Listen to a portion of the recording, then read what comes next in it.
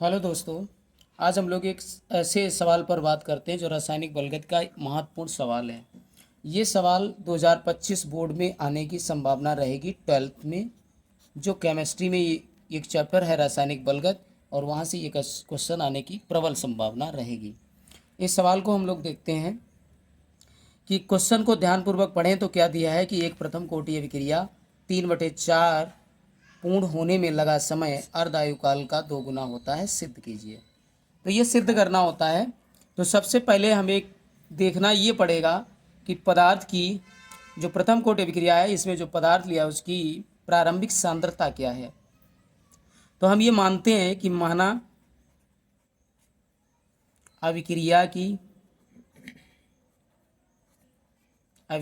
की प्रारंभिक सांद्रता, अगर हम इसकी प्रारंभिक सांद्रता की बात करें तो इसे हम क्या मान लेते हैं, ए इक्वल क्या मान लेंगे, 100%।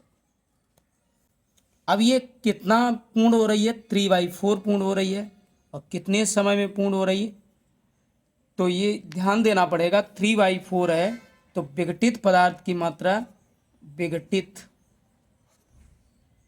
मात्रा, अगर विघटित मात्रा को हम लेंगे तो इसे हम यक्स मानेंगे, और यक्स का मान क्या हो जाएगा, 100 का 3/4।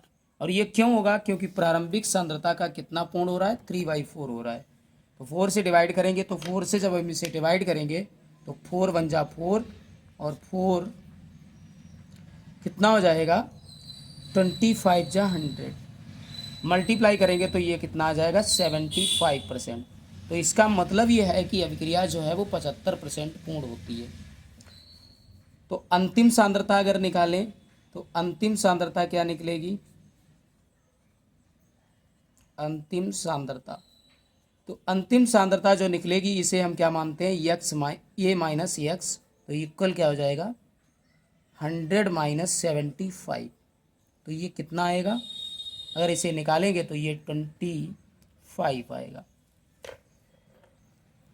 अगर हम यहाँ से देखें तो ये यहाँ पर हम यूज क्या करेंगे, प्रथम कोटि अभिक्रिया के वेग समाकलित सूत्र से, प्रथम कोटि अभिक्रिया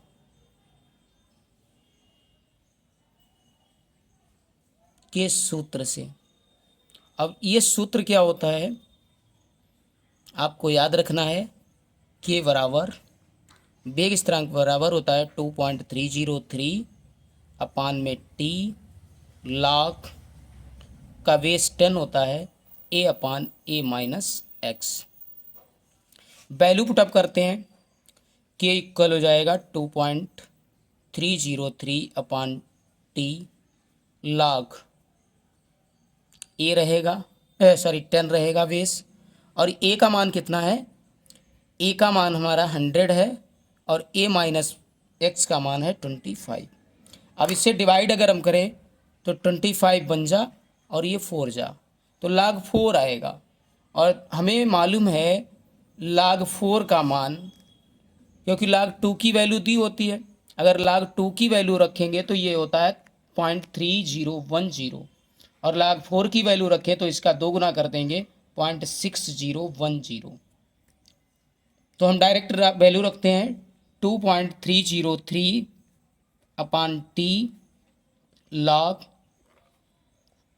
4, और 4 की वैल्यू क्या होती है, 2.303 अपान 10 इंटू टी इंटू 6010। अब इसे हमने किसके वैल्यू बराबर निकाला था, के बराबर निकाला था, तो इसे इक्वेशन फर्स्ट मान लेंगे।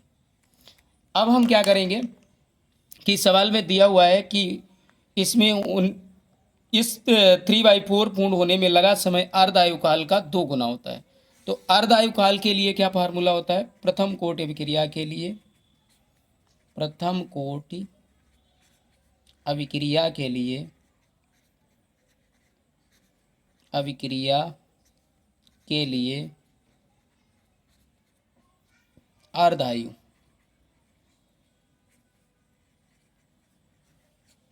आयु काल के सूत्र से।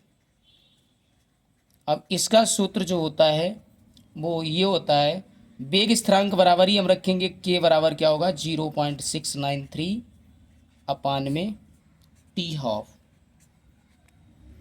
वैल्यू पुटअप कर लेते हैं। वैल्यू यहाँ पे कुछ है नहीं, तो इसे इक्वेशन हम क्या मान लेंगे, सेकेंड मान लेंगे। अब इक्वेशन फर्स्ट और सेकेंड को अगर देखें तो यहाँ पर इसका लेफ्ट साइड या जो लेफ्ट साइड है या बाई साइड है इक्वल है, दोनों में के है, तो हम क्या करेंगे, समीकरण 1 और समीकरण सेकेंड को तुलना कर लेते हैं। समीकरण 1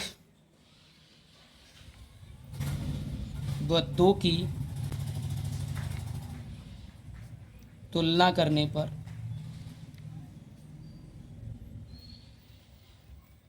और जब हम तुलना करते हैं यदि बायां पक्ष बराबर है तो हम क्या करेंगे, दायां पक्ष भी बराबर कर देते हैं। पलट दें वीडियो।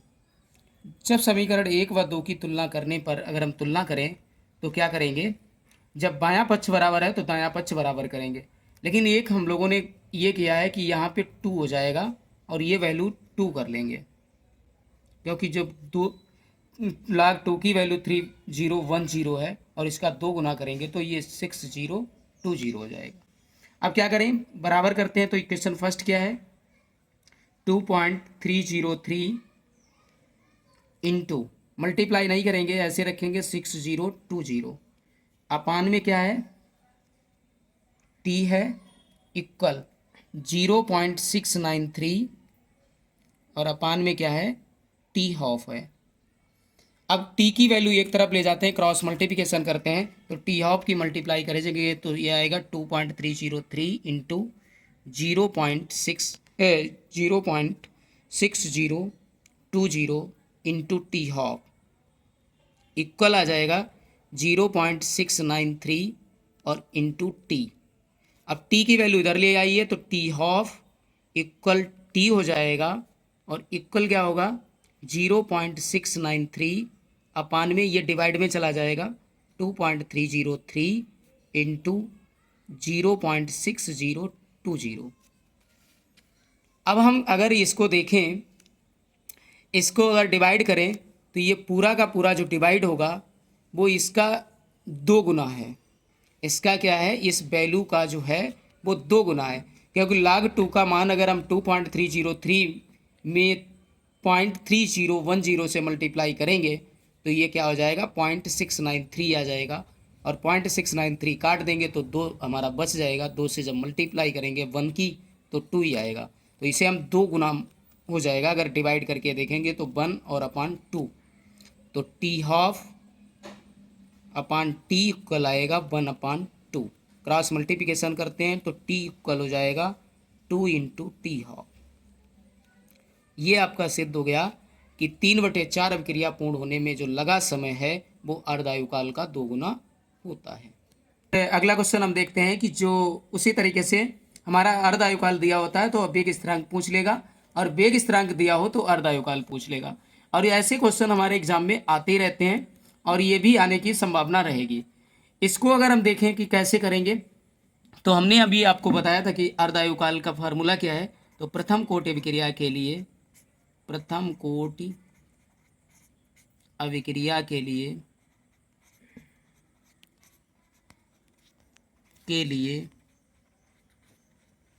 अर्धायुकाल काल से, और अर्धायुकाल से अगर हम सूत्र की बात करें तो सूत्र हमारा क्या होता है, टी हाफ इक्वल 0.693 अपान में के, या फिर हम ये भी लिख सकते हैं के इक्वल 0.693 अपान में टी हाफ। और सवाल में दिया क्या है, अगर हम गिवन में देखें तो यहाँ पे गिवन में क्या दिया है, गिवन में दिया हुआ है टी हाफ इक्वल 69.3 सेकेंड। निकाल लेते हैं, सॉल्व कर लेते हैं इसे कैसे निकालेंगे। और इससे संबंधित कई क्वेश्चन आए हैं, कई बार 3 ऑप्शन में दे देता है कि कोई प्रथम कोटि की अभिक्रिया है जिनमें निम्न वेग स्थिरांक के मान दिए हैं, जैसे 100 दे दिया जाए 100 सेकेंड इनवर्स, तब भी हम अभिक्रिया का अर्धायुकाल ज्ञात कर सकते हैं। या अर्धायुकाल दे दे 100 वर्ष 100 सेकेंड दे दे, 200 मिनट दे दे, 2 वर्ष या 4 वर्ष दे दे तो हम सबके ऐसे ही कैलकुलेट कर सकते हैं। और अगर इस सवाल को हम कैलकुलेट करते हैं तो बाकी भी कैलकुलेट कर लेंगे, फार्मूला हमारा यही रहेगा। तो यहाँ पे हम वैल्यू पुटअप करते हैं 0.693 और अपान में क्या हो जाएगा 69.3। अब क्या करेंगे कि सबसे पहले हमें ध्यान रखना है कि पॉइंट हटाना होता है। पॉइंट हटाएंगे, ऊपर 3 डिजिट है, नीचे 1 डिजिट है। तो क्या करेंगे पॉइंट हटाने के लिए कि दशमलव डिजिट बराबर की जाती हैं, और जब बराबर करेंगे तो क्या करेंगे नीचे 2 जीरो बढ़ा लेंगे, तो बंजा कट जाएगा 1 और ये 1, तो ये आ जाएगा 1/100। तो बेटा अगर हम इसे देखें क्या करेंगे, या तो पॉइंट लगाएं या तो फिर हम क्या करेंगे 1 × 10⁻² हो जाएगा, क्योंकि इसको अगर हम रखेंगे तो 1 और जितने जीरो होती हैं वही पावर हो जाती है, और ये प्लस की है पावर 2 ऊपर जाएगी माइनस की हो जाएगी, और वेग स्थिरांक है क्योंकि यहाँ पे सेकेंड था और इसकी यूनिट क्या हो जाएगी सेकेंड इनवर्स। ये आपका आंसर आ जाएगा। बहुत सरल सवाल होते हैं, लेकिन इन सवालों को ध्यान से आप करेंगे तो ये आपके सवाल हो जाएंगे और यहाँ से नंबर पूरे मिलते हैं। अगर केमिस्ट्री में आपने न्यूमेरिकल छोड़े तो दिक्कत ये आती है कि जो न्यूमेरिकल छोड़ दोगे तो आपके नंबर घट जाएंगे, और नंबर घट जाएंगे तो फिर बहुत कम नंबर मिलेंगे। तो नंबर हाईएस्ट नंबर अचीव करने के लिए हमें क्या करना है कि न्यूमेरिकल पर ध्यान देना पड़ेगा, और न्यूमेरिकल बहुत सरल आते हैं। रासायनिक बलगत से एक न्यूमेरिकल 100% आना ही आना है, वो कैसा भी आए। ठीक है, उम्मीद करता हूँ कि ये दोनों क्वेश्चन आपको समझ में आए होंगे। 2 क्वेश्चन कर लिए हमने, और तीसरा क्वेश्चन भी इम्पॉर्टेंट है, इस क्वेश्चन को भी हम लोग देख लेते हैं। ये भी बहुत इंपॉर्टेंट है, जो बराबर पूछा जाता है। देखते हैं कि अभिक्रिया की आणविकता और अभिक्रिया की कोटि में क्या अंतर है। यहाँ से आपको 2 डिफिनेशन भी मिलेंगी, अभिक्रिया की कोटि और आणविकता की डिफिनेशन। अगर मॉलिक्यूलरिटी आ जाती है, मॉलिक्यूलरिटी ऑफ रिएक्शन, तो यही डिफिनेशन लिख देंगे जो मैं अभी डिफिनेशन बताऊंगा, और अभिक्रिया की कोटि में भी डिफिनेशन बताऊंगा। और अभिक्रिया की कोटि अगर बात करें 12th में, तो प्राथमिक और शून्य कोटि अभिक्रिया ज़्यादा इंपॉर्टेंट है, उनकी भी परिभाषाएं को हम समझाएंगे। देखते हैं कि अभिक्रिया की कोटि और आणविकता की बात करें तो पहला पॉइंट यही आता है कि अभिक्रिया की आणविकता एक व्यवहारिक मान है। व्यवहारिक कैसा है, क्योंकि अभिक्रिया में जो अभिकारक पदार्थ भाग लेते हैं, जैसे मैं आपको एग्जाम्पल से समझाऊं, H2 + Cl2, तो ये क्या बनेगा 2HCl। बेटा अगर हम इस एग्जाम्पल की बात करो तो ये हमारे पास H2 और Cl2 और रिवर्स मतलब एरो क्या है 2HCl है। यहाँ पर 1 मोल हाइड्रोजन है, 1 मोल क्लोरीन है, और ये क्या मिलकर बना रहा है हाइड्रोक्लोरिक अम्ल। देखिए ये पहले सबसे पहले हमें क्या देखना पड़ेगा कि यहाँ पे संतुलित समीकरण है या नहीं है। तो संतुलित है, क्योंकि जितने नंबर ऑफ हाइड्रोजन इधर है उतने ही इधर है। तो यहाँ पर अभिकारक ये आपके क्या होते हैं रिएक्टेंट होते हैं, रिएक्टेंट, और ये क्या होता है प्रोडक्ट। अगर हम इसकी बात करें तो रिएक्टेंट इसमें कितने पार्टिसिपेट कर रहे हैं 2 कर रहे हैं, तो मॉलिक्यूलरिटी इसकी कितनी हो जाएगी मॉलिक्यूलरिटी इक्वल 2 हो जाएगी, क्योंकि ये व्यवहारिक मान है। इधर अगर हम बात करें तो ये क्या है प्रायोगिक मान है, और जब प्रायोगिक मान है और इसी प्रायोगिक मान को अगर हम इसमें देखें कि कोटि अगर यहाँ पर हम बताएं तो कोटि क्या होगी, ना तो H2 मॉलिक्यूल ना तो क्लोरीन के मॉलिक्यूल के कंसंट्रेशन में सांद्रण में कोई परिवर्तन हो रहा है, इसलिए यहाँ पर इनकी घात क्या हो जाएगी, इसकी भी 0 घात हो जाएगी और इसकी भी 0 घात हो जाएगी। जब दोनों की 0 घात हो जाएगी तो यहाँ पर अभिक्रिया की जो कोटि आएगी वो क्या आ जाएगी 0 हो जाएगी। तो यहाँ पर अभिक्रिया की कोटि क्या होगी 0 होगी, लेकिन आणविकता कितनी होगी मॉलिक्यूलरिटी कितनी होगी 2 होगी। एक ही रिएक्शन में दोनों में अंतर है, तो ये ध्यान रखेंगे कि हम लोग अंतर कैसे जस्टिफाई करें। तो यहाँ पर अभिक्रिया की कोटि एक प्रायोगिक मान है। दूसरे पॉइंट की बात करें तो ये डिफिनेशन में जाता है कि अभिक्रिया की आणविकता अभिक्रिया में प्रयुक्त संतुलित रासायनिक समीकरण में भाग लेने वाले अभिकारकों की संख्या होती है। तो अभिक्रिया की संख्या मतलब अभिकारकों की भाग लेने वाली संख्या ही होती है। जैसे हमने आपको अभी यहाँ पे बताया था 1 H और 1 मोल क्लोरीन है तो 2 ही मोल है, तो मॉलिक्यूलरिटी कितनी हो जाएगी 2।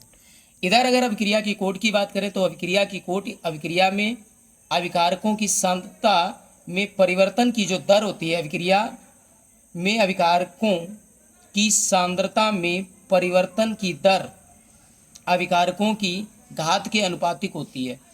अब जैसे अगर आपसे पूछ ले कि शून्य कोटि की अभिक्रिया क्या है, तो अभिक्रिया की कोटि शून्य कोटि की बात करेंगे तो सीधे सीधे डेफिनेशन लिख सकते हैं, अभिक्रिया में अभिकारकों की सांद्रता के परिवर्तन की दर तथा अभिकारक की शून्य घात के अनुपातिक होती है, शून्य कोटि की अभिक्रिया कहलाती है। अगर प्रथम कोटि की बात करेंगे तो प्रथम घात के अनुपातिक होती है, तो प्रथम कोटि की अभिक्रिया कहलाती है। अगर द्वितीय कोटि की बात करेंगे तो द्वितीय घात के अनुपातिक होती है। तृतीय कोटि की बात करेंगे तो तृतीय घात के अनुपातिक होती है, ऐसे लिख देंगे। तीसरा पॉइंट अगर हम बात करें तो अभिक्रिया की आणविकता कभी भी शून्य नहीं हो सकती है, क्योंकि जब भी अभिक्रिया होगी तो उसमें अभिकारक पार्टिसिपेट करेंगे ही करेंगे, बिना अभिकारक पार्टिसिपेट किए कोई अभिक्रिया संभव नहीं है।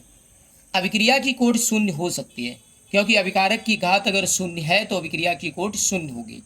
अभिक्रिया की आणविकता कभी भी ऋणात्मक नहीं हो सकती है, क्योंकि उसमें एक न एक अभिकारक भाग लेगा, इसलिए उसकी हमेशा धनात्मक होती है। हमेशा अभिक्रिया की आणविकता जो होती है वो पॉजिटिव होती है। और अगर हम कोटि की बात करेंगे तो अभिक्रिया की कोटि धनात्मक और ऋणात्मक दोनों प्रकार की हो सकती है। और भी अगर हम इसमें पॉइंट जोड़ना चाहें तो जोड़ सकते हैं कि अभिक्रिया की आणविकता भिन्नात्मक नहीं होती है, जबकि अभिक्रिया की कोटि भिन्नात्मक भी हो सकती है। अब यहाँ पर देखिए, इस चैप्टर में 3 क्वेश्चन तो मैंने इंपॉर्टेंट आपको बताए हैं। जैसे और भी डिफिनेशन की बात की जाए और क्वेश्चन की बात की जाए तो ये एक आता है कि प्रथम कोटि अभिक्रिया के वेग समाकलित समीकरण का निगमन करना बहुत इंपॉर्टेंट है। इसको भी पढ़ लेंगे और साथ में वेग स्थिरांक भी पढ़ लेंगे। तो ये 2-3 सवाल आपको ध्यान रखना है और ये चैप्टर आपका कंप्लीट हो जाएगा।